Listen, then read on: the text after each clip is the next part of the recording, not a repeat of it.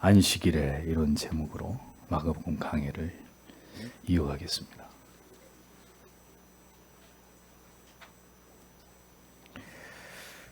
안식일에 예수님의 제자들이 이삭을 잘라먹은 것으로 인해서 바리새인들은 예수님께 또다시 시비를 걸어왔습니다. 그들이 목숨처럼 여기는 안식일의 규례를 예수님의 제자들이 어겼다는 이유에서였습니다. 그러자 예수님께서는 그들 마음대로 만들어 놓은 안식일의 규례에 대해서 일갈하기 시작하셨습니다.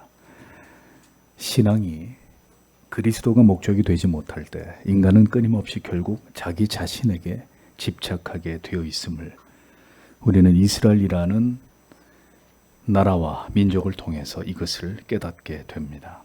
이것은 비단 그들만의 문제가 아니라 모든 시대에 신앙이라는 이름을 빙자해서 교회 안에서조차 일어날 수 있는 신앙이라는 이름의 또 다른 불신앙이라는 것을 우리는 분명히 기억해야 합니다.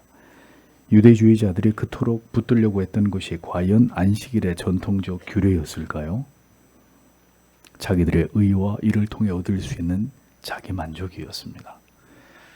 성도 여러분, 인간은 모두 인간 안에서 만족을 찾으려는 타락한 욕구를 가지고 있습니다.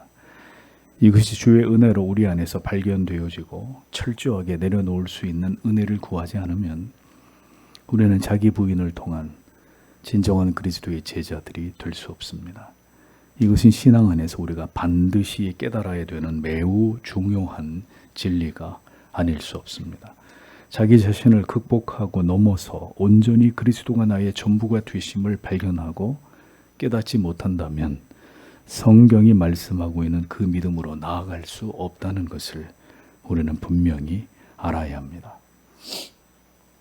하나님께서는 안식일을 제정하셨을 때의 그 본래의 취지를 유대주의자들이 심각하게 훼손시켰으며 오직 그들 자신들의 의를 드러내고 스스로 높임을 받기 위한 수단으로 수백 가지의 안식일을 지키는 조항을 만들었습니다.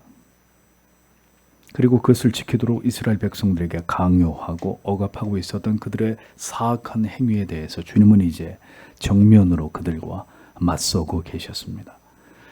안식일은 하나님께서 그 사랑하는 백성들을 위해 그들에게 안식을 주시고 하나님을 예배하는 날로 허락하신 것이지 너희같이 사악한 자들이 너희 자신의 이익을 위해 악용하도록 이 날을 주신 것이 아니라는 것을 명백히 밝히시면서 주님은 그들을 향해 포문을 열고 계셨습니다.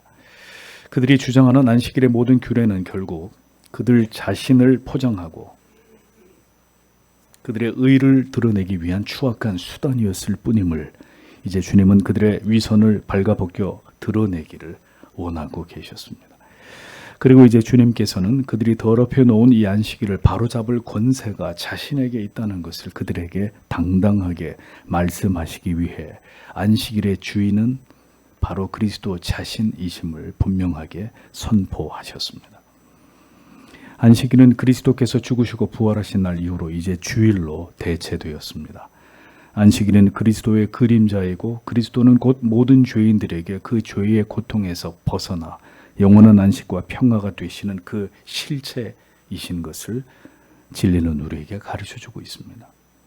주님은 유대주의자들이 더럽혀 놓은 안식일을 회복하시고 이제 나아가 그 안식일의 제도는 사라지고 예수 그리스도를 믿음으로 거룩한 주일을 통해서 모든 하나님의 백성들이 새 언약의 은총 안으로 들어오게 만드는 새로운 은혜의 길을 여시는 그 위대한 일을 시작하고 계셨습니다. 그렇지만 이 같은 주님의 의도와 뜻은 모든 유대주의자들에 대한 정면 도전이었으며 그들의 악을 드러내고 분쇄하는 일이었기에 모든 유대주의 종교 지도자들에게 이제 주님께서 죽임을 당할 수밖에 없는 일로 더 상황을 악화시키게 되는 그런 계기가 되고 있었습니다. 진리의 본체이신 그리스도 앞에서 유대주의자들은 지금 자신들의 기득권을 지키기 위한 치열한 싸움을 하고 있었습니다. 이것이 얼마나 추악한 일입니까? 인간을 구원하기 위해 이 땅에 오신 그리스도를 그토록 배척했던 이유가 바로 자기들의 의와 이익 때문이었다. 성경은 그것을 보여주고 있습니다. 오늘도 예수를 믿지만 신앙을 빙자해서 결국 자기 자신을 지키고자 하는 자기의 의를 드러내고자 하는 모든 신앙을 우리는 반드시 경계해야 되고, 이것은 참으로 주님 앞에 추악한 죄가 된다는 것을, 하나님의 저주가 임할 용서받을 수 없는 죄가 된다는 것을 기억하셔야 합니다. 신앙은 절대로 나를 높이는 것이 목적이 되어서는 안 됩니다. 오직 나를 통해서 그리스도가 높아지는 것이 그 궁극의 목적이 되어야 합니다. 이 진리를 깨닫지 못하는 자, 이스라엘 백성들처럼 구원 안으로 들어올 수 없게 되는 것입니다. 당대 최고의 종교 집단, 종교 권력과 맞서서 주님은 이제 새로운 시대의 하나님의 새로운 법과 질서를 이 땅에 세우기를 원하셨습니다. 우리는 주님께서 공생애를 사시는 동안 줄곧 주님을 괴롭히고 주께서 행하신 모든 일들에 대해서 회방했던 유대주의를 올바로 평가하고 이해할 필요가 있습니다.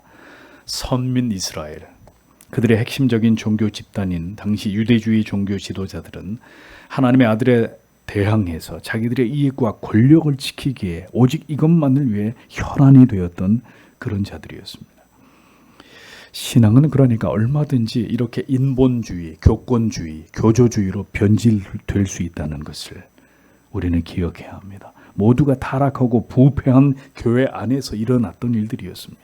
유대주의나 로마 가톨릭이 그 대표적인 경우이지만 이제는 개혁된 교회조차도 이와 다르지 않은 모습으로 변질되고 타락해 가고 있는 것이 오늘의 모습입니다. 그토록 오랜 세월에 걸쳐 하나님께서는 이스라엘이라는 나라와 민족을 일으키셨고 그들을 이끌어 오신 것을 구약의 모든 역사가 보여주고 있고, 신약 시대조차 그들은 하나님을 올바로 신앙하지 않아서 결국 나라까지 빼앗긴 상황 속에 있었으면서도 여전히 하나님께로 돌아오지 않고 있었습니다. 그들은 하나님에 대해서 여전히 무지한 상태 속에 있었습니다. 우리는 성경에 기록된 이스라엘 백성들의 역사를 통해서 이것이 바로 인간의 전적인 무능과 타락과 부패의 실체라는 것을 발견하게 됩니다. 이스라엘의 그 어리석음과 무지와 그 완악함과 교만이 모두 우리들의 모습이라는 것을 이스라엘이라는 거울을 통해서 우리는 보게 되는 것입니다.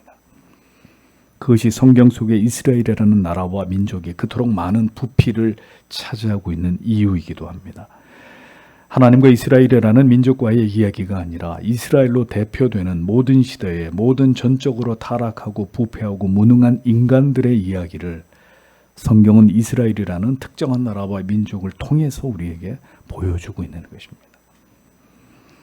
우리는 이스라엘의 그 무지와 강팍함과 어리석음 속에서 우리 자신의 모습을 볼 수 있어야 합니다.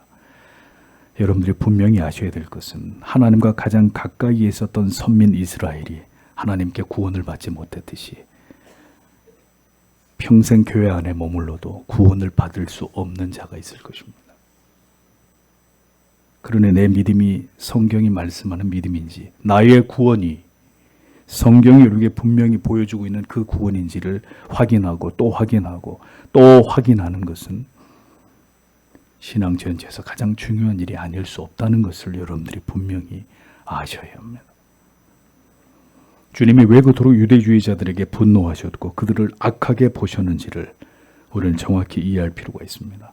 언제나 하나님을 믿고 있고 율법에 대해 누구보다 잘 안다고 자부했어도 결국 구원에 이를 수 없었던 유대인들이 이 시대에 하나님을 믿고 있는 우리들에게 어떤 경고의 의미가 되고 있는지를 복음서를 통해 우리는 그것을 발견해야 합니다. 신앙이 자기 틀 안에서 인간의 인식 안에만 머물게 되고 갇혀버리게 될 때 얼마나 심각하게 오염되고 부패될 수 있는지를 보십시오. 성령이 함께 하심으로 더 심오하고 참된 진리로 이끌어 주시는 믿음이 아니라면 얼마나 인간의 무죄와 고집 속에서 그 신앙이 위험하고 그릇된 길로 흘러가 버릴 수 있는 그 위험이 도사리고 있는지를 우리는 유대주의자들의 모습 속에, 이스라엘 백성들의 모습 속에 그것을 똑똑히 볼 수 있어야 합니다. 구원의 길을 좁고 찾는 이가 많지 않다고 분명히 주님은 말씀하셨습니다. 우리는 복음을 통해서 주께서 우리에게 원하시는 그 믿음이 무엇인지를 반드시 알아야 합니다. 그리고 지금 우리가 가지고 있는 그것이 바로 성경이 말하는 그 믿음인지를 확인해 보아야 합니다. 오랜 세월 하나님을 신앙한다고 하면서도 무지와 어둠과 타락 속에서 하나님을 올바로 신앙하지 않으므로 결국 메시아를 죽음으로 내몰았던 이스라엘 백성들, 그들의 유기된 신앙이 우리에게 무엇을 교훈하고 있으며 주께서 그들에게 깨닫고자 하신 복음의 내용이 무엇인지를 두려운 마음을 가지고 그것을 우리는 올바로 이해하기 위해 노력해야 합니다. 그것이 진정한 구원에 이르는 길이기 때문입니다. 서론이 길었습니다. 이제 오늘의 본문으로 들어가 보도록 하겠습니다. 1절과 2절을 보겠습니다. 그가 다시 회당에 들어가니 거기에 한쪽 손이 마른 사람이 있었다. 그들은 예수와를 고소하려고 그가 안식일에 그 사람을 고치는지를 지켜보고 있었다. 이렇게 기록되어 있습니다. 예수님이 다시 회당 안으로 들어가셨다고 기록되어 있습니다. 예수님의 주 사역지는 시나고게, 회당이었습니다. 그것은 유대인들의 신앙과 삶의 중심이 되는 곳이었기에 주님은 이스라엘 안에 있는 수많은 회당을 순회하시면서 그곳을 거점으로 복음을 전파하셨습니다. 그래서 오늘의 본문에도 다시 회당으로 주님이 들어가셨다라고 기록되어 있는 것을 볼 수 있습니다. 주님께서 들어가신 그 회당에 성경은 손 마른 사람이 그날 그곳에 있었다라고 적고 있습니다. 손이 말랐다는 의미는 식물이 시들어 버리듯이 그 손의 기능이 완전히 소멸되어 버린 이런 상태를 의미하는 것으로 구체적인 병명은 정확히 알 수 없습니다. 다만 그가 불구였다라는 것을 성경은 말씀하고 있습니다. 누가복음에는 그의 마른 손이 오른손이었다라고 더 구체적으로 밝히고 있습니다. 속사도들의 기록이나 그 밖의 전승에 의하면 그의 직업은 석공 혹은 미장이었고 오른손이 마르자 생계를 유지할 수 없어 거지가 되었다는 이런 기록이 발견됩니다. 그 회당 안에는 초대받지 않은 또 다른 그룹들이 그 속에서 그 모든 광경을 지켜보고 있었습니다. 2절에서 사람들이라고 기록되어 있는데 여기서 사람들이란 예수를 송사하려는 적대자들을 가리키는 것으로 누가복음에는 바리새인과 서기관들이라고 분명히 기록하고 있습니다. 그들은 예수의 말을 엿들으며 그를 고소할 구실을 찾는 중이었습니다. 이미 예수님의 언행은 그들의 촉각을 곤두세우게 하기에 충분할 만큼 신성모독적이고 그들이 가진 모든 율법적 상식을 뒤엎는 것이었기 때문에 그들은 더 예수 그리스도에 대한 감시의 끈을 더 바짝 쥐고 있었던 것이죠. 예수님이 가는 모든 곳을 따라다니면서 예수님을 책잡을 구실을 찾고 있었던 것입니다. 이 모든 상황을 예수님은 다 알고 계셨습니다. 그리고 그날 그곳에 있었던 오른손 마른 환자를 주님은 의도적으로 그의 정체를 모든 사람 앞에 들추어 내셔서 그를 고치시는 일을 행하셨습니다. 주님은 오늘 그곳에서 주님의 뜻하시고 계획하신 것을 이루시기 위해 그곳에 그를 준비시키신 것입니다.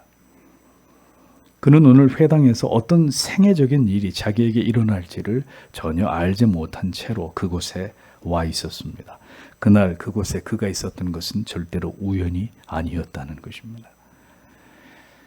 주님은 그를 오늘 주님께서 전하시는 진리에 주께서 드러내고자 하시는 하나님의 뜻을 이루는 일에 필요한 도구로 그를 사용하기 위해 예비하셨습니다. 오늘 이 자리에 있는 여러분의 존재가 우리의 어떤 날의 하루가 이렇게 하나님께서 자신의 일을 이루시고 영광을 받으시기 위해 어떻게 사용될지 우리는 알 수 없습니다. 우리의 모든 날들이 그렇게 그분의 주권적인 계획하심과 섭리의 결과로 존재하는 것이고 그 하나님의 뜻을 이루시기 위해 지금 오늘 여기까지 여러분이 나올 수 있었다는 사실을 분명히 아셔야 합니다. 우연은 존재하지 않습니다. 그날 회당에 오른손 마른 사람은 그냥 그곳에 있었던 것이 아닙니다. 하나님께서 그를 그곳으로 인도하셨고 예수께서는 이제 오늘 그를 치유하심을 통해서 안식일의 정신을 다시 모든 사람들 앞에서 분명하게 회복시키시고 모든 잘못된 것을 고치시기를 원하셨던 것입니다. 고치고 회복시키기를 기뻐하시는 하나님의 역사가 오늘도 지금 이 순간에도 하나님의 사랑하시는 백성들의 삶 속에서 바로 우리의 삶 속에서 일어나고 있다는 것을 우리는 분명히 믿어야 합니다.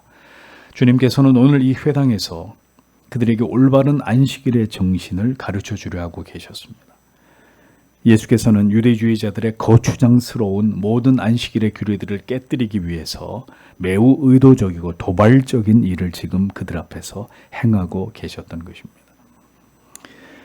많은 대적들이 지금 나를 노리고 있다면 결정적이고 치명적인 나의 실수와 허점을 그들이 지금 찾고 있다면 보통 사람들 같은 경우는 더 조심할 것입니다. 그리고 위축될 것입니다.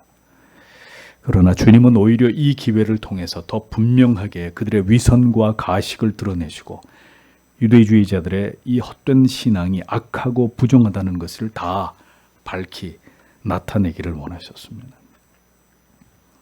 유대주의자들은 여러 가지 이유로 예수님을 죽이고 싶어 했습니다. 예수께서 하나님과 자신이 동등하다 이렇게 주장했기 때문에 그들의 눈에 예수는 가시였습니다. 또 그들이 만든 안식일의 모든 규례를 완전히 예수님과 그의 제자들은 무시하고 있었습니다. 자기들이 가장 중요하게 여기는 가치를 훼손함으로 자기들의 존재 자체를 부정당했기 때문에 그들은 예수를 마침내 제거하기 위해 작심을 하게 된 것입니다. 자기의 자존심이 신앙보다 강하다면 그 사람은 신자가 아닙니다. 그는 하나님의 자녀일 수 없습니다. 그래서 우리는 오늘도 자기를 부인할 수 있는, 겸손할 수 있는 은혜를 구해야 하고 십자가 아래서 끊임없이 자기를 부인하는 길을 계속 걸어가야만 합니다. 이 일은 오직 신자의 인생 속에서만 일어나는 일입니다. 그들이 그렇게 목숨처럼 중요하게 여긴 가치는 안식일도 하나님의 율법도 아닌 그들 자신이었습니다.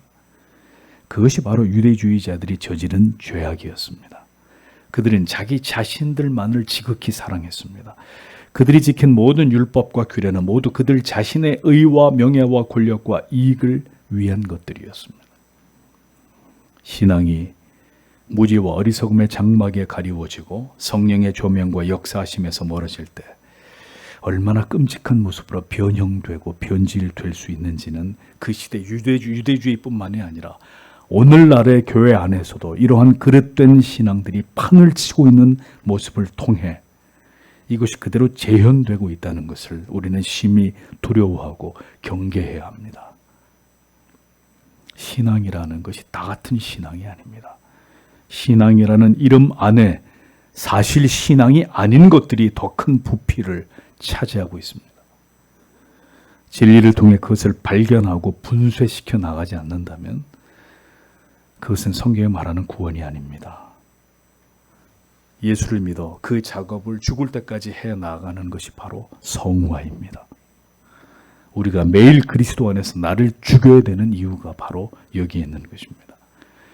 바리새인들과 서기관들이 도끼 어린 눈으로 예수 그리스도의 일거수일투족을 지켜보고 있었습니다. 그리고 주님이 하시는 모든 말씀에 귀를 세우고 있었습니다. 그들의 목적은 오직 예수를 고소하는 것이었습니다. 그를 죽일 근거를 찾아내는 것이었습니다. 이제 그들은 잠시 후 예수께서 그 손 마른 자에 관해서 어떻게 할지에 대해서 모든 관심을 집중하고 있었습니다. 안식일에 병을 고치는 의술과 치유 행위는 유대주의자들에게 금지된 일이었습니다. 누군가를 돕는 일도 노동으로 간주했던 것입니다. 그런데 하나님의 명하신 안식일의 규정에는 사람을 돕지 말라는 말씀이 없습니다. 노동을 쉬고 하나님을 예배하라고 말씀하신 것이 전부입니다. 그러나 유대주의자들의 전통은 죽을 병이 아니면 이를테면 과다출혈로 당장 조치를 취하지 않으면 죽을 수밖에 없는 이런 지경이 아니라면 병을 간호하는 일조차 안식일에는 금기였습니다. 그들은 이제 주님께서 행하시는 일을 불필요한 병간호, 즉 노동으로 간주했고 이것을 문제 삼고자 하고 있었던 것입니다. 이 모든 의도를 주님은 다 알고 계셨습니다. 그럼에도 불구하고 주님은 안식일에 그릇된 모든 그들의 규례들을 깨부수기 위해서 주님의 의도대로 많은 사람들이 지켜보는 회당에서 이 일을 결행하신 것입니다. 3절을 보십시오. 그가 그 손 마른 사람에게 말씀하셨다. 일어나서 가운데로 나오너라 라고 기록되어 있습니다. 예수님은 자신을 대적하는 자들의 의도를 훤히 알고 계셨습니다. 그런 상황에서 주님은 그들이 너무도 원하고 있었을지 모를 예수님 자신을 궁지로 몰 수 있는 이런 행동을 스스로 결행하시는 것입니다. 주님은 절대로 뒤로 물러서거나 피하지 않으시고 의도하신 대로 그 목적을 향해 나아가고 계셨습니다. 주님이 그렇게 하신 이유는 안식일의 진정한 의미를 이 사건을 계기로 모든 사람들에게 깨우쳐 주시기 위해서였습니다. 그들이 지금까지 얼마나 잘못된 신앙과 인간이 만든 형식에 찌들어 하나님께서 베풀어 주시는 참 자유와 평안과 기쁨과 긍휼을 누리지 못했는지를 분명하게 깨닫도록 하시기 위해서 주님은 오늘 바로 이 일을, 그들이 만든 전통적인 안식일의 규례들을 해체시키는 일을 직접 행하기로 작정하신 것입니다. 안식일은 천지를 창조하신 하나님의 권능을 기리고 하나님의 은총 아래서 참 안식과 자유를 누리는 거룩한 날입니다. 그런데 인간의 죄와 타락이, 유대주의의 사악함이 지금처럼 그 안식일의 원래의 뜻을 완전히 왜곡시켜버렸고 파괴해버렸습니다. 사람들은 인간이 만든 규례 속에 갇혀버렸고 그들은 고통하고 신음하고 있었습니다. 이는 마치 처음에 건강했던 손을 가졌던 자가 그 손이 마르게 되어 불구의 몸이 됨처럼, 그래서 그의 인생이 참으로 고통 속에 살아가야만 했듯이 하나님의 백성들이 율법의 무거운 짐을 지고 살아왔을 그 고통에서 이제 그 오른손 마른 자를 고치시듯이 다시 안식일의 참 평안과 기쁨으로 진정한 안식을 다시 그들의 품으로 되돌려 주고자 하시는 주님의 뜻이 바로 이 안식일의 이 회당에서의 이 사건을 통해 상징적으로 펼쳐지고 있었던 것입니다. 오늘 회당에서의 이 위대한 치유의 사건이 갖는 영적인 의미는 바로 그런 것이었습니다. 여러분은 의심의 여지 없이 그리스도 예수 안에 참 평안을 맛보아야 합니다. 오직 예수 안에서 그 십자가의 위대한 대속하신 은혜를 통해서 여러분에게 베풀어진 그 참된 자유와 평안과 안식을, 그 영원한 회복의 기쁨을 맛보셔야 합니다. 그것이 진정한 신앙입니다. 저 문을 열고 예배당 안에 들어오기 전까지 죽을 것처럼 괴롭고 고통스럽고 절망스러웠던 하나님의 백성들이 하나님을 예배하고 하나님의 말씀을 듣고 그 이름을 찬양하고 함께 뜨겁게 손을 맞잡고 하나님 앞에 기도함으로 그 모든 것들을 다 이기고 제쳐놓고 다시 예수 그리스도를 의지해서 이 삶을, 이 치열한 삶을 살아낼 것이다 라는 마음의 참 평안과 위로를 우리는 예수를 믿는 이 모든 날들을 통해서 우리가 경험해야 되는 것입니다. 그런데 여러분, 무엇에 묶여 있는 것입니까? 도대체 무엇이 여러분을 얽매고 있고 그 영혼의 참 자유와 평안과 안식과 기쁨을 얻지 못하게 하고 있는 것입니까? 그것이 죄 때문입니까? 아직도 버리지 못한 우리 자신을 향한 사랑 때문입니까? 율법을 지킴으로써 여러분의 행위로 여러분 자신을 인정받으려는 욕망 때문입니까? 아니면 진리에 대한 무지 때문입니까? 아니면 편협한 지식 때문입니까? 우리의 고집과 자존심 때문입니까? 무엇이 이 참된 안식과 평안을 맛보지 못하게 여러분의 영혼을 완악하게 만들고 있고 참 자유와 평강으로부터 가로막고 있는 것입니까? 그리스도 안에서 진정한 자유를 경험하십시오. 주님은 당신이 스스로 자신을 묶어놓은 것에서부터 벗어나서 그리스도 안에서 참 자유를 맛보기를 원하십니다. 누가 여러분에게 그 짐을 지라고 했습니까? 모두 우리의 우리 자신을, 내 마지막 자존심을 지키고자 했던 헛된 짐일 뿐입니다. 저는 저의 어린 시절, 젊은 날 목사의 아들이라는 짐을 지고 살아가야만 했습니다. 한 사람의 참된 신자가 되지 못하고 목사의 아들이라는 타이틀에 눌린 채로 저의 사춘기와 청년의 시간을 보내야만 했습니다. 목사이신 아버지 밑에서 또 아버지이신 목사님을 통해 저의 신앙은 성장해야 했습니다. 어떤 것으로도 만족스럽지 못했습니다. 그 버겁고 무거웠던 짐으로부터 제가 벗어날 수 있게 된 것은 주님이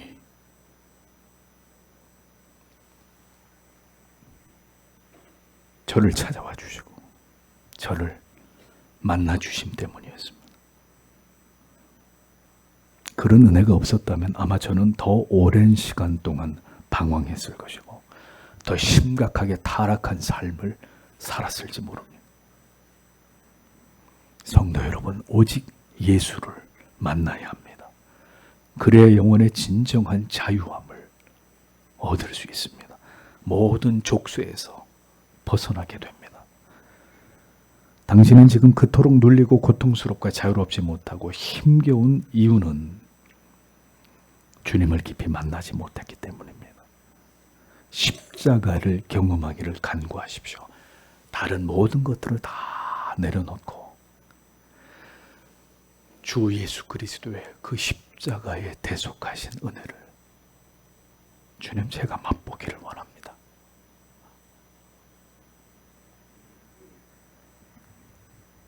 오직 그 아래서만 모든 짐이 벗겨질 뿐입니다. 예수님은 요한복음 8장 32절에서 진리를 알지니 진리가 너희를 자유케 하리라 라고 말씀하셨습니다. 주께서는 죄에 매이고 율법주의에 매여 종노릇하던 우리에게 참된 자유를 주시기 위해 오셨습니다. 지금도 바로 그 일을 하나님의 택하신 영혼들 안에서 행하고 계십니다. 여러분도 그 주님을 만나셔야 합니다. 그래야 그 모든 고통과 그 무거운 근심과 괴로움과 속박의 짐에서부터 벗어나실 수 있습니다. 주님의 의지는 결연하셨습니다. 손 마른 자에게 한가운데 일어서라 라고 말씀하셨습니다. 여기서 일어서라 라고 번역된 원문의 의미는 그냥 자리에서 일어서라는 뜻이 아니었습니다.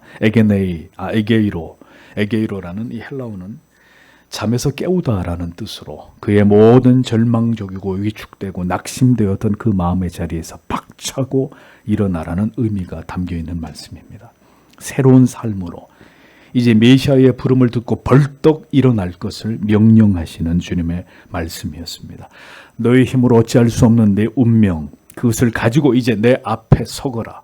너의 모든 짐을 대신 질 이 메시아 앞에 이제 내 모든 슬픔과 고통과 좌절과 절망을 가지고 내 앞으로 나와 그것을 내게 맡겨라 라는 주님의 단호한 명령이었습니다. 오늘도 주님은 이 같은 음성으로 무지와 불신의 어둠 속에 있던 영혼을 흔들어 깨우셔서 주님 앞에 세우시는 이 놀라운 구령의 역사를 이루어가고 계시는 분이십니다. 모든 죄인들에게 손만 마른 것이 아니라 전적인 타락과 부패로 인해 영혼까지 모두 메말라 버린 아무것도 할 수 없는 영혼을 주님은 고치십니다. 인생이라는 시간을 지나가면서 이제 아무것도 내 힘으로 할 수 없는 초라하고 비참하고 무기력하게 여겨지는 그런 실패한 것처럼 보이는 우리의 모습이라 할지라도 그 모습 그대로 우리 자신을 가지고 그리스도 앞으로 나아오라고 주님은 말씀하고 계십니다. 한가운데 이제 너의 구주 앞에 일어서라고 말씀하셨습니다. 주님 앞에 일어서십시오. 주님만 바라보고 이제 그 주 앞에 일어서십시오. 주께서 당신 앞에 서서 당신에게 말씀하고 계십니다. 다른 사람들의 눈을 의식할 필요가 없습니다. 그들은 나를 절대로 자유롭게 할 수 없는 자들입니다. 오직 주님만 당신을 자유롭게 하십니다. 당신을 살게 하시는 분이십니다. 수고하고 무거운 짐진 자들아, 너희는 다 내게로 오라. 내가 너희를 편히 쉬게 하리라. 이것이 바로 죄인들을 향한 메시아의 마음이시라는 것을 우리는 기억해야 합니다. 주께서는 오늘도 죄악에 얽매여 있는 한 영혼, 육체가 상하여 고통당하고 있던 한 사람을 치유하시는 능력을 베풀어 주셨습니다. 그날은 안식일이었고 이 같은 주님의 행동이 불러올 파장을 아시면서도 주님은 기꺼이 이 일을 행하셨고 유대주의자들이 망쳐놓은 안식일의 정신을 이렇게 하나님 아들께서 다시 회복시키고 계셨던 모습을 성경은 기록해 놓고 있습니다. 죄에 눌린 자들에게 자유를 주시고 율법에 매여 고통당하는 자들에게 참된 평화를 주시기를 주님은 그것을 위해 이 땅에 오셨습니다. 주님을 만날 때 진정한 평화와 영혼의 자유를 얻을 수 있습니다. 사람도 환경도 우리에게 자유를 주지 못합니다. 오직 예수 안에서만 우리는 진정한 회복의 은총을 누릴 수 있는 것입니다. 4절을 보십시오. 그리고 그가 그들에게 말씀하셨다. 안식일에 나가서 선을 행하는 것이 옳으냐 아니면 악을 행하는 것이 옳으냐, 목숨을 구원해야 하느냐 아니면 죽여야 하느냐. 그러자 그들이 잠잠하였다라고 기록되어 있습니다. 주님께서는 이 오른손 마른 환자를 고치시는 기적을 행하시면서 바리새인들에게 질문을 하셨습니다. 그들은 회당에서 예수께서 이렇게 세우신 그 장애를 가진 자의 비참함을, 그 남루함을 보고도 그를 긍휼히 여길 마음이 없었습니다. 한가운데 일어서라. 모든 사람이 그를 봤습니다. 아, 한눈에 봐도 불쌍한 사람이구나. 남루한 사람이구나.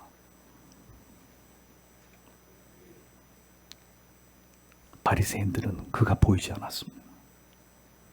그들은 오직 자기들이 만든 규례를 예수가 어기고 있다는 사실만이 중요했습니다. 이것이 주님께서 그들을 바라보시면서 분노할 수밖에 없었던 이유였습니다. 주님은 그들이 지금 어떤 생각으로 그것에 와 있는지를 이미 꿰뚫어 보고 계셨습니다. 그리고 이내 안식일에 선을 행하는 것이 옳으냐 아니면 악을 행하는 것이 옳으냐, 사람의 목숨을 살리는 게 옳으냐 죽이는 게 옳으냐, 그들에게 질문하셨습니다. 주님의 논지는 너희들이 목숨처럼 중요하게 여기는 안식일의 규례를 지키는 일보다 더 중요한 것은 안식일이라 할지라도 선을 행하는 것, 생명을 구하는 것이 더 바람직한 일이다. 그것을 하나님이 원하시는 것이다 라고 말씀하신 것입니다. 너희는 율법보다 더한 규례로 사람들을 압제하고 억압하지만 이 땅에 메시아로 오신 예수 그리스도께서는 믿음 안에서 이신칭의의 은혜 안에서 영혼들을 죄로 말미암아 고통에서 해방케 하고 참 자유와 생명을 주시기 위해 오셨다는 것을 주님은 이렇게 우회적으로 표현하고 계셨던 것입니다. 주께서는 하나님께서 주신 율법으로 자기들의 이익의 재료로 삼아 영혼들을 억압하는 것은 악이고 그것은 영혼을 죽이는 일이고, 그리스도께서 지금 행하시는 안식일에 이 병자를 고치신 것 같은 이런 은혜는 예수를 구주로 믿음으로 그 영혼을 살리는 선의 극치라는 것을 이 질문의 의미에 담아 그들에게 말씀하신 것입니다. 그들은 악을 행하는 자들이었고 그들은 사람들의 영혼을 죽음으로 인도하는 자들이었습니다. 예수님은 허를 찌르는 이 말씀에 그들은 성경에 유구무원이 되었다. 아무 말도 할 수 없었다고 적고 있습니다. 안식일은, 오늘의 주일은 하나님의 위대한 창조의 사역을 기르고 우리의 죄를 참회함으로 그리스도 예수 안에서 우리에게 베풀어 주신 그 믿음으로 말미암아 의롭다 칭함을 받은 그 은총을 기억하면서 영혼의 참 자유와 평안과 안식을 얻는 날입니다. 주께서는 이것이 안식일의 정신인 것을 많은 사람들에게 깨닫게 하시기 위해서 불구의 몸으로 고생하며 괴로움과 고통과 탄식 속에서 오늘까지 살아왔던 그 오른손 마른 자를 온전한 몸으로 회복시키셨습니다. 하나님께서는 하나님의 모든 택하신 백성들의 영원한 회복을 위해 아들을 이 땅에 보내셨고 그 아들을 구주 메시아로 믿기를 원하셨습니다. 이것이 새로운 구원의 길이라는 것을 아들을 통해 온 세상에 나타내신 것입니다. 그리고 이 진리를 믿는 믿음을 선물로 주심으로 구원과 영생 얻을 자들을 그 안으로 모두 초대해 주신 것입니다. 우리가 이 복음서가 말하는 참 구원의 의미를 깨닫는다면 오늘도 우리의 주일은 우리가 받은 이 구원의 은총을 기억하고 우리의 사랑하는 모든 날들을 이 은혜에 보답하기 위해 주님의 몸이신 교회 안에서 온전히 하나 됨으로 지체를 이루고 서로를 사랑하고 섬기며 하나님의 법을 따라 살아가는 삶을 통해서 하나님께 영광을 돌리는 복음에 합당한 삶을 살아가는 자들이 되어야 하는 것입니다. 이 믿음 밖에서 살아가는 것은 구원 얻은 그리스도인의 삶이 아닙니다.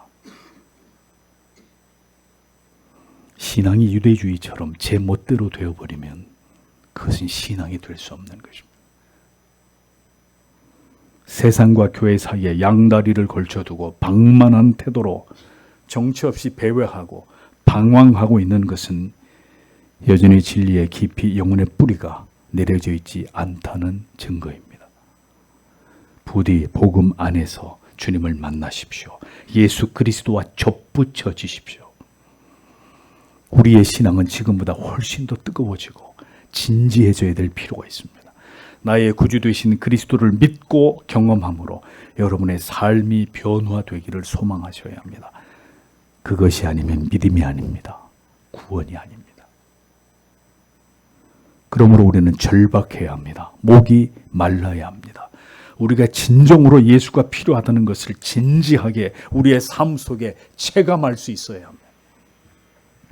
하나님의 말씀이 계속 이것을 강조할 때 여러분은 스스로 주님께 돌아와야 합니다.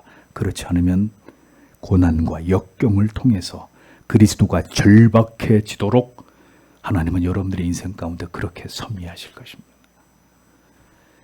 주님께서는 율법주의가 막아놓은 구원의 길을 이렇게 다시 이어시기 위해 온전한 회복과 영혼의 진정한 자유와 하나님과 연합의 길을 다시 놓으시기 위해 이 땅에 오셨습니다. 여러분이 만일 이 복음을 올바로 이해하여 예수 그리스도에게 온전히 접붙여지지 않는다면 여러분의 믿음은 헛된 것이 될 수 있다는 것을 분명히 기억하십시오.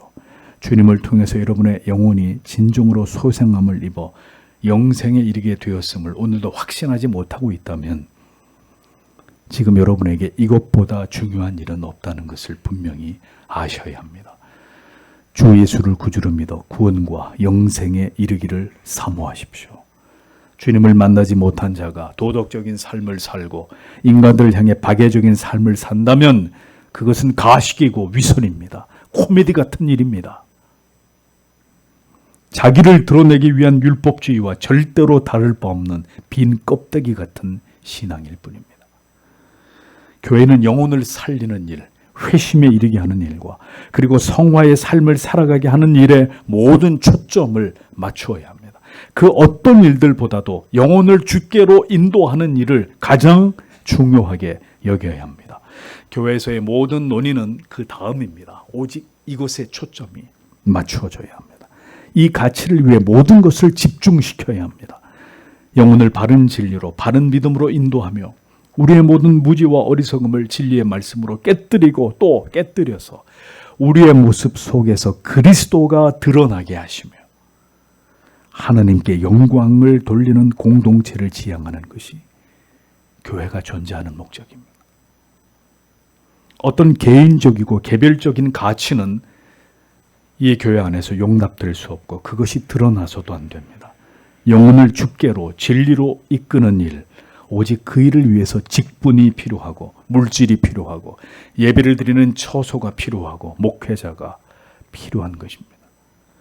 5절을 보십시오. 그가 노하셔서 그들을 둘러보시고 그들의 마음의 완고함을 슬퍼하시며 그 사람에게 말씀하셨다. 손을 내밀어라.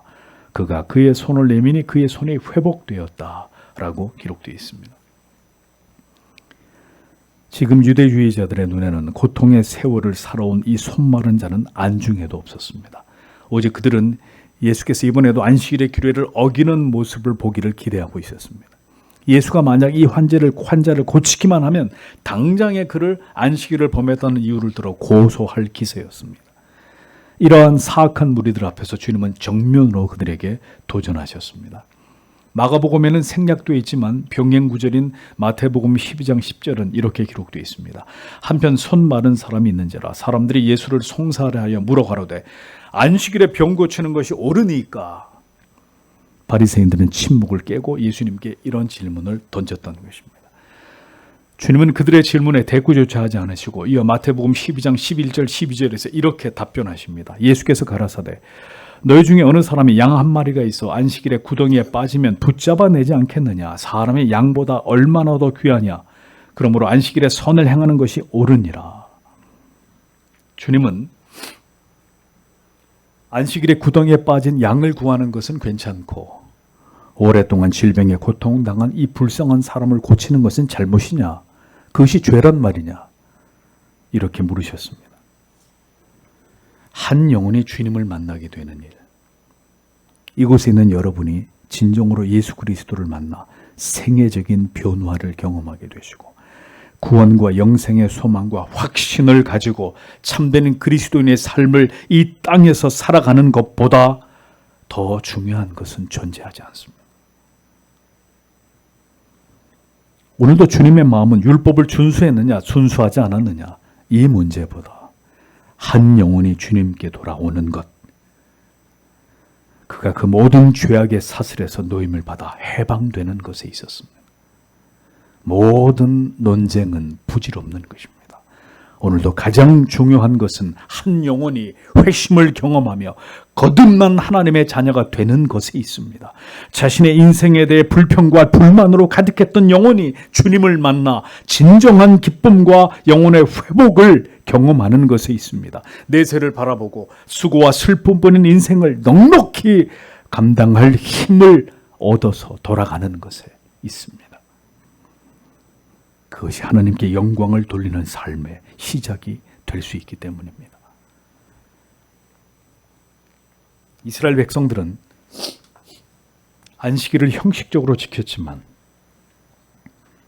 하나님께서 기뻐하시는 대로 지킨 적이 없었습니다. 이것은 이미 구약의 성경을 통해서 증언된 바입니다. 이사야 1장 11절에서 17절에 하나님이 이렇게 말씀하십니다. 여호와께서 말씀하시되 너희의 무수한 재물이 내게 무엇이 유익하뇨? 나는 수양의 번제와 살찐 짐승의 기름에 배불렀고 나는 수송아지나 어린 양이나 수염소의 피를 기뻐하지 아니하노라. 너희가 내 앞에 보이러 오니 그것을 누가 너희에게 요구하였느뇨? 내 마당만 밟을 뿐이니라. 헛된 재물을 다시 가져오지 말라.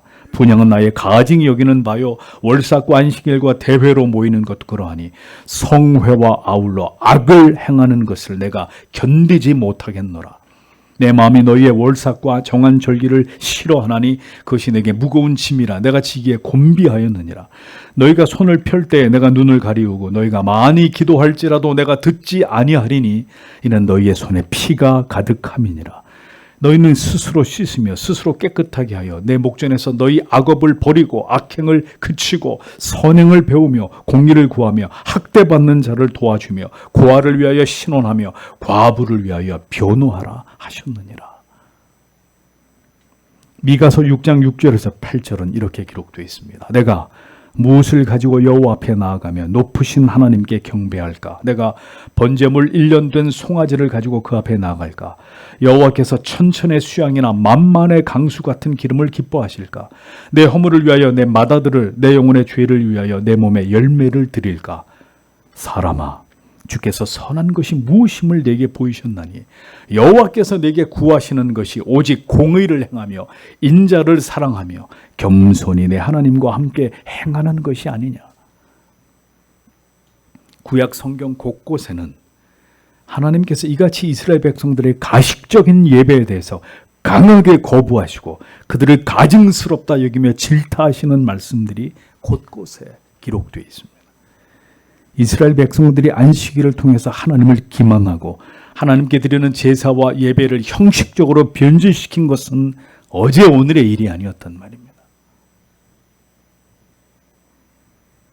성도 여러분, 수없이 많은 날 교회에 예배당에 여러분들이 이곳에 앉아 있는 것이 중요한 것이 아닙니다.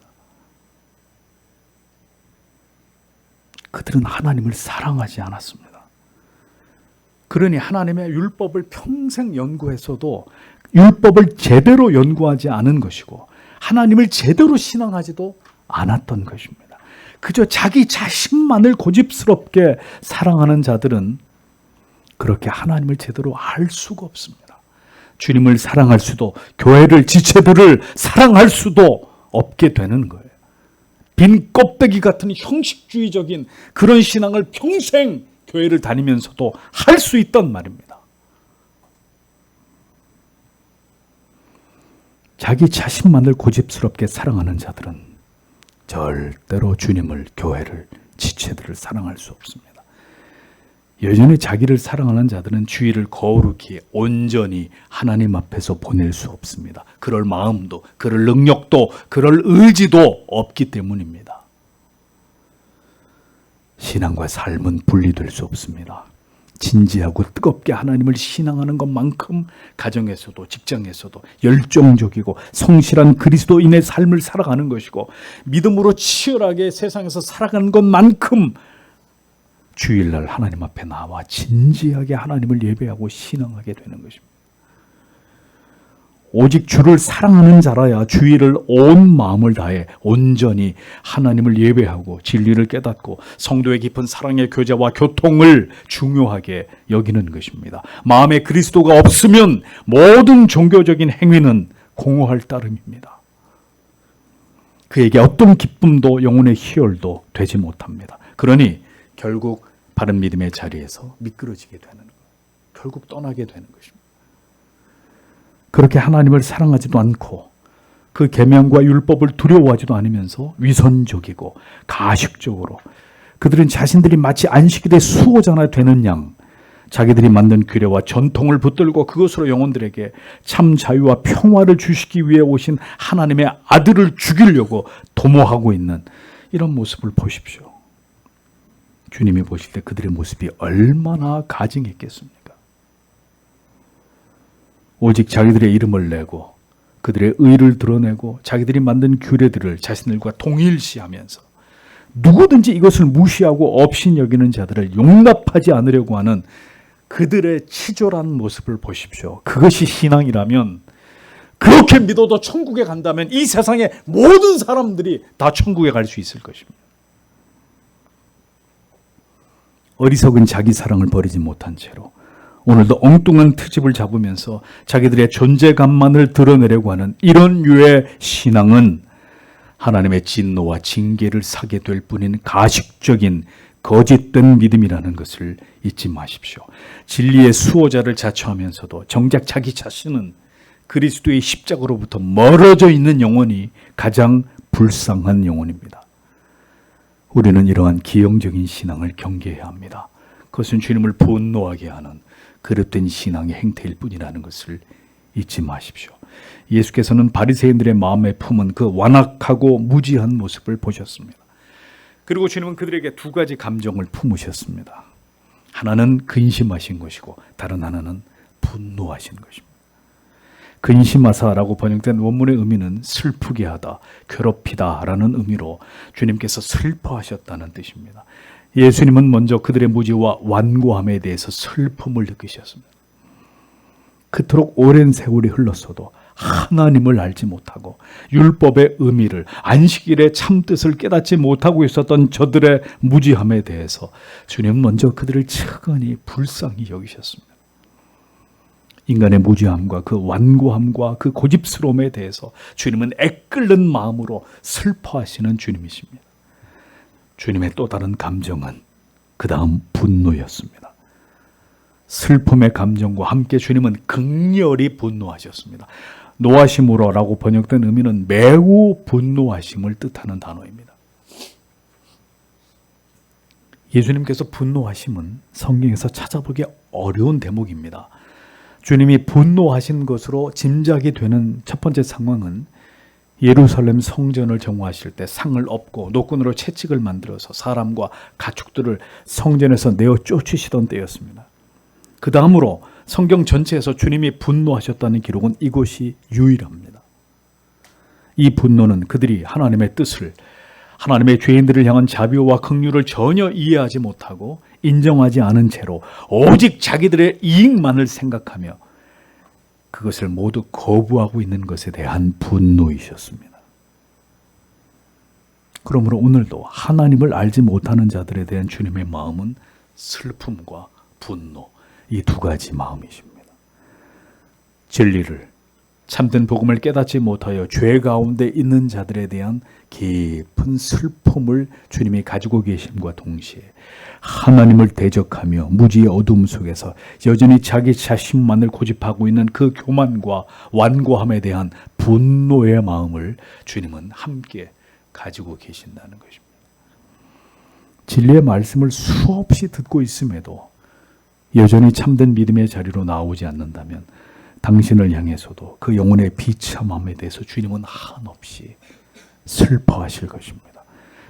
그러나 또 한편으로 수많은 말씀의 초청과 지엄한 경고를 듣고도 여전히 주님께 돌아오지 않고 세상을 사랑하고 자기 자신에 대한 집착을 버리지 못하고 있는 당신을 향해 주님은 분노하고 계십니다.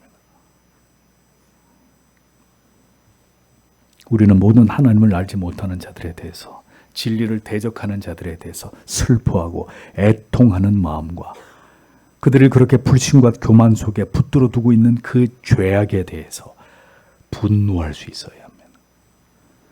그리하여 오늘도 하나님을 부정하고 완고함 속에 있는 영혼들을 향한 슬픔과 거룩한 분노를 가지고 그들을 위해 기도하는 자들이 되어야 할 것입니다.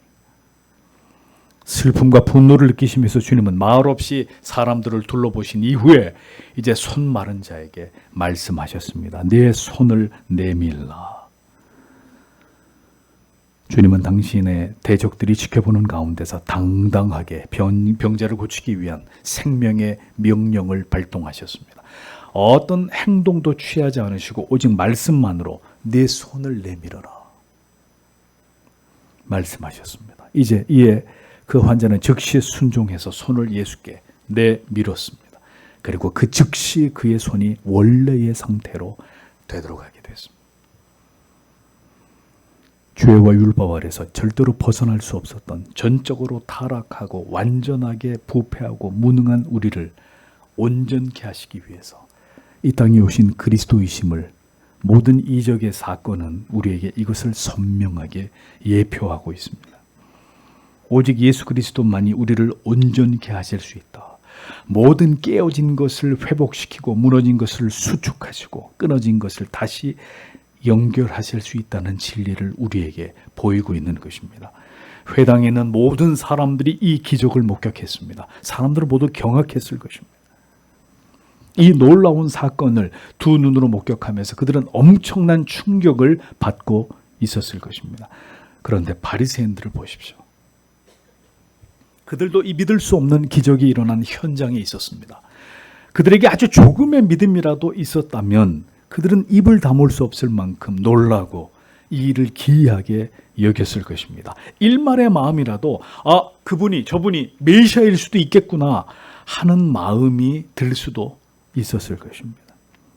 그러나 그들은 절대로 그런 마음이 그들 속에 생기지 않았습니다.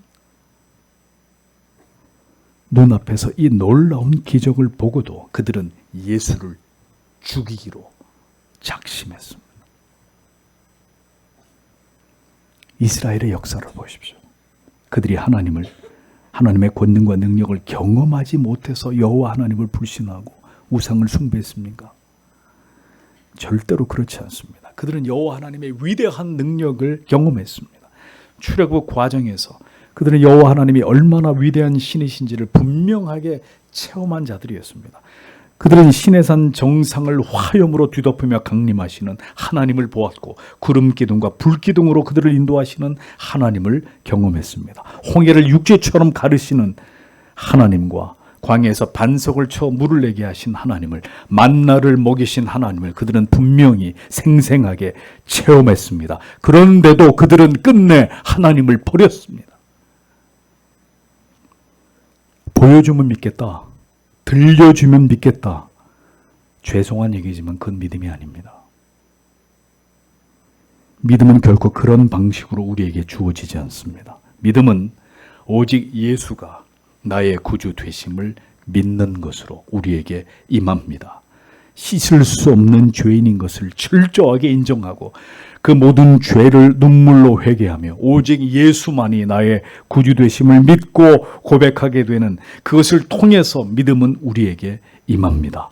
믿음은 보고서 믿는 게 아니에요. 하나님의 말씀을, 복음을, 진리를 들음으로써 믿음을 얻게 되는 것입니다. 보지 않고도 듣지 않고도 믿는 것이, 믿게 되는 것이 진정한 믿음입니다. 성령으로 말미암아 우리에게 찾아온 그 믿음입니다.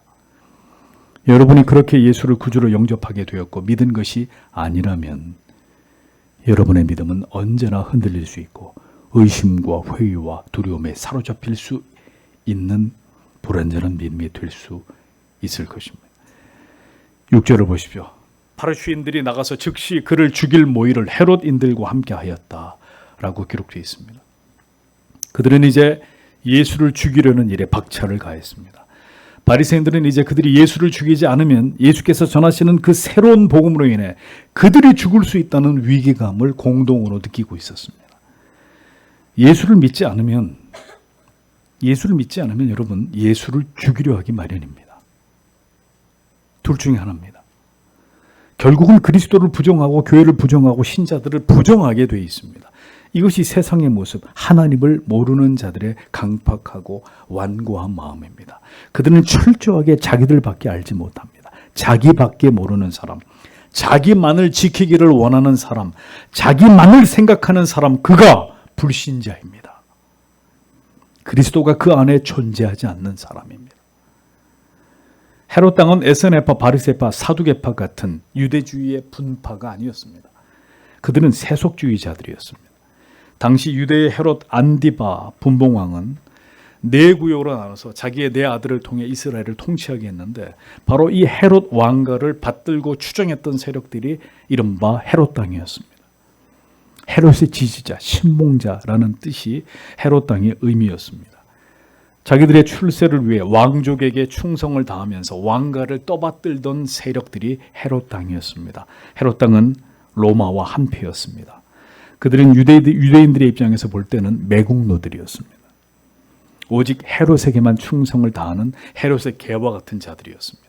그러니 철저한 민족주의자, 애국주의자였던 바리새인들이 볼 때 그들은 원수, 자기들의 원수처럼 보였을 것입니다. 이들이 서로 동맹을 맺는다? 상상할 수 없는 일이었습니다. 그런데도 예수를 죽이고자 하는 일에 그들이 연합하고 있었다. 그 이유는 예수가 반란을 일으켜 유대의 왕이 되려 하고 있다. 그러면 자기들의 왕이 위험하다. 헤롯 당이 이렇게 생각했다는 거예요. 이렇게 생각하도록 만든 거죠. 언제나 악은 악끼리 힘을 합칩니다.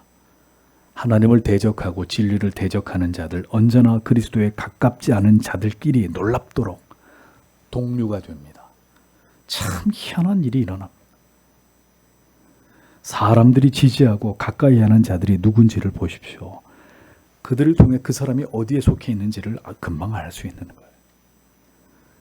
그들은 지금 모든 힘을 끌어모아 예수를 죽이고자 모의를 시작하고 있었습니다.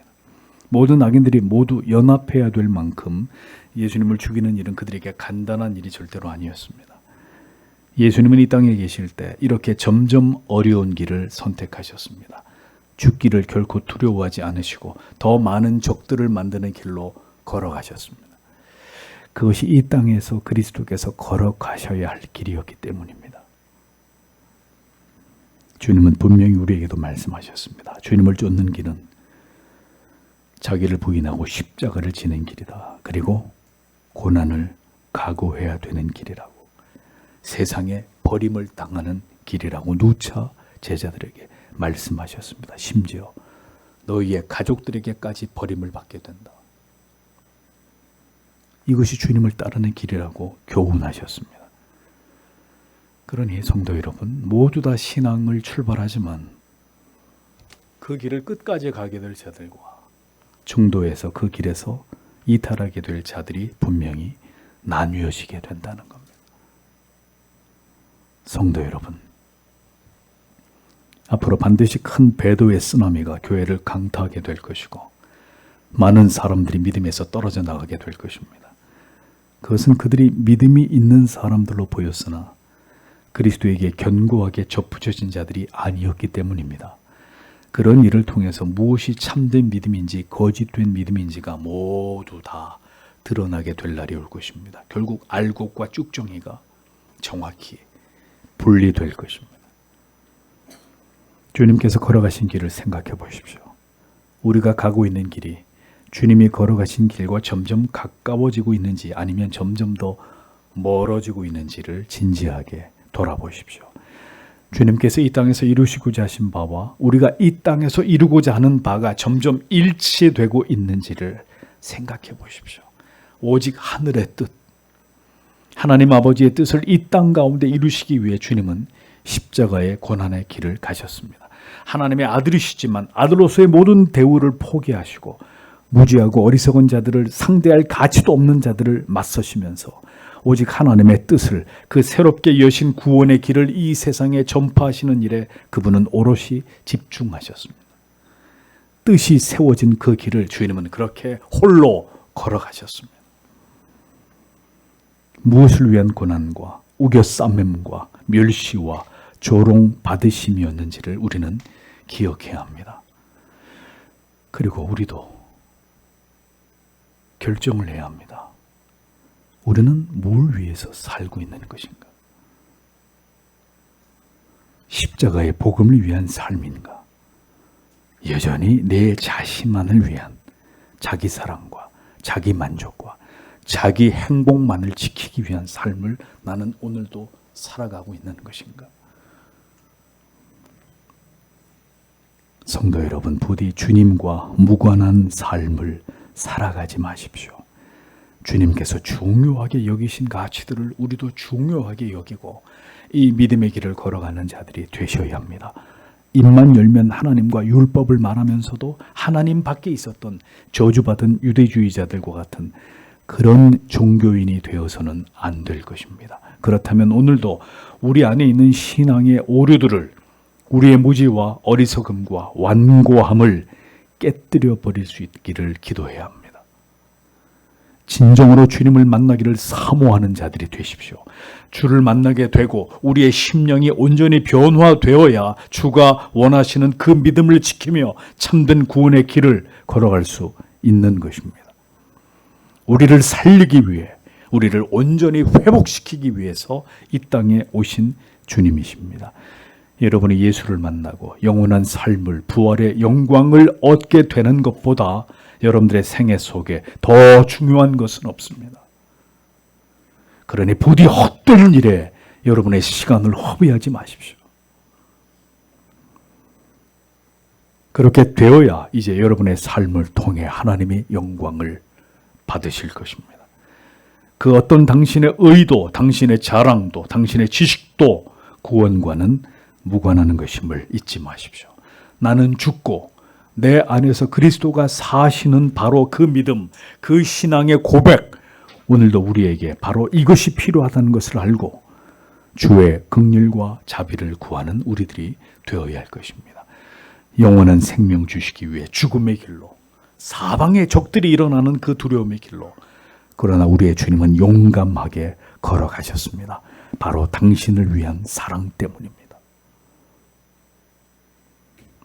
그 사랑이 우리를 살게 하고 우리도 두려움 없이 주님을 따라가게 하는 능력으로 우리에게 임하게 되기를, 오늘도 이 말씀을 듣는 성도 여러분 다 함께 뜨겁게 하나님 앞에 기도하기를 원합니다. 기도하겠습니다.